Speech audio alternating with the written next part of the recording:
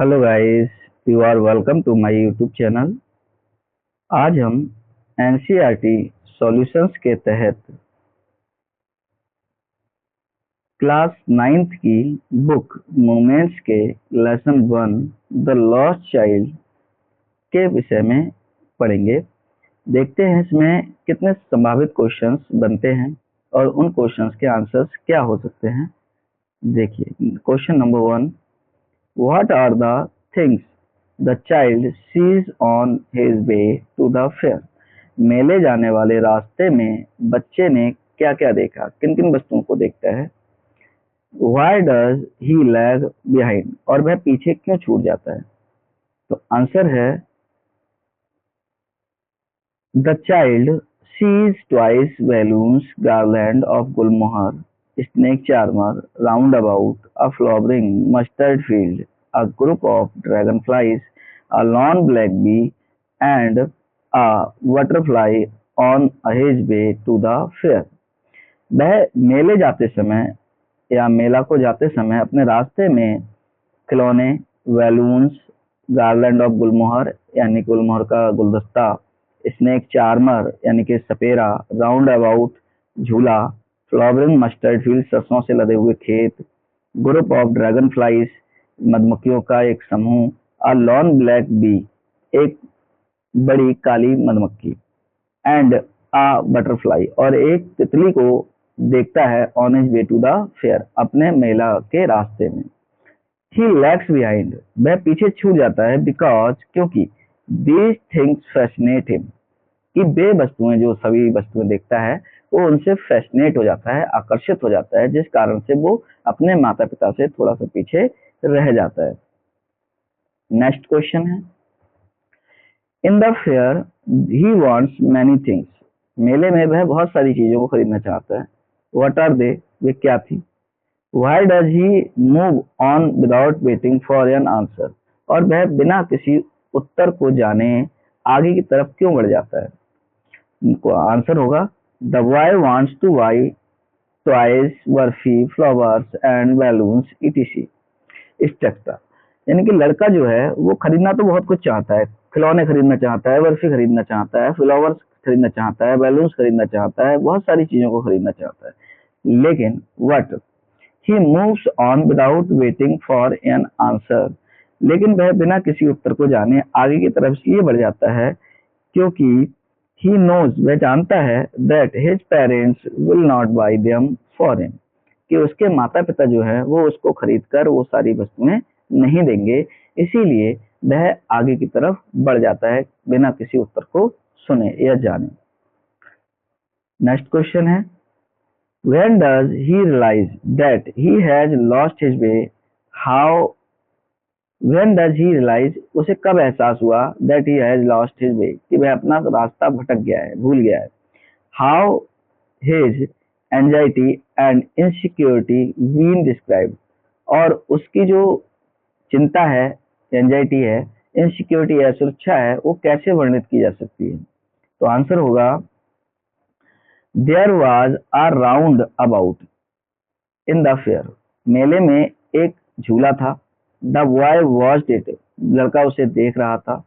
He wanted to go on the round about, वह झूले में झूलना चाहता था। He requested to his parents, उसने अपने माता पिता से आग्रह किया, प्रार्थना की कि हमें मुझे झूले झुलवा दो, लेकिन there was a no reply, लेकिन वहां कोई भी उत्तर नहीं मिला। जब उसे कोई उत्तर नहीं मिला तो when he turn to look at his parents, तब उसने मुड़कर के अपने पीछे अपने माता पिता की तरफ देखना चाहा, तो ही फाउंड दैट, तो उसने पाया कि he had lost his way, कि वह रास्ता भटक गया है या खो गया है, क्योंकि जब उसके माता पिता वहां नहीं दिखे तो उसे महसूस हो गया कि अब मैं खो चुका हूँ। His parents were not with him, क्योंकि उसके माता पिता उसके साथ नहीं थे। ही क्राइड इन फियर, वह डर के कारण भयभीत होकर के रोने लगा।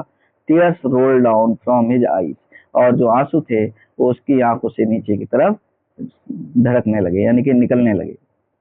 क्वेश्चन है, why does the lost child loose interest in things. बच्चे ने जो चीजें वो प्राप्त करना चाहता था उन चीजों से अपना इंटरेस्ट यानी रुचि क्यों खो दी, यानी कि वह उनको पसंद क्यों नहीं कर रहा था। That he had wanted earlier, जो कि वो अभी थोड़े समय पहले मांग रहा था, या जिनको अपने माता पिता से वो मांग रहा था, उन सभी वस्तुओं को वो बाद में क्यों नहीं चाहता था। अब आंसर क्या होगा इसका? The child wanted two by a number of things, बच्चा जो था वो बहुत सारी चीजों को खरीदना चाहता था। He wanted to go on round about, वह झूला झूलना चाहता था। He wanted to listen the music of snake charmer, वह एक सपेरे की धुन को भी सुनना चाहता था। But now he did not have the interest in them, लेकिन अब उसकी रुचि इन सभी चीजों में नहीं थी, क्योंकि he had lost his mother and father, क्योंकि उसने अपने माता और पिता को खो दिया था, जिस कारण से सिर्फ उसे अब अपने माता और पिता ही चाहिए थे, और बाकी सभी वस्तुएं उसके लिए व्यर्थ थी। Next question, what do you think happens in the end, आपके हिसाब से, आपके विचार से जो कहानी है उसके अंत में क्या हुआ होगा? Does the child find his parents, क्या बच्चे को उसके माता पिता मिल गए होंगे? तो संभावना है कि बच्चे को माता पिता मिल गए होंगे, क्योंकि जो व्यक्ति उसको प्राप्त करता है वो उसको लेकर के गया हुआ। देखते हैं। आई थिंक, मेरे विचार से, the man would have taken the boy to the police on duty in the fair, जो व्यक्ति, जिस व्यक्ति को बच्चा मिला था, जिसको वह सभी चीजों को खिलाने की कोशिश कर रहा था लेकिन बच्चा मना कर दे रहा था, वो व्यक्ति उस बच्चे को लेकर के पुलिस के पास गया होगा, जो कि मेले की ड्यूटी पर थी। The police would have announced through the loud speaker, और जो पुलिस होगी उसने लाउड स्पीकर के माध्यम से घोषणा की होगी, अनाउंस किया होगा।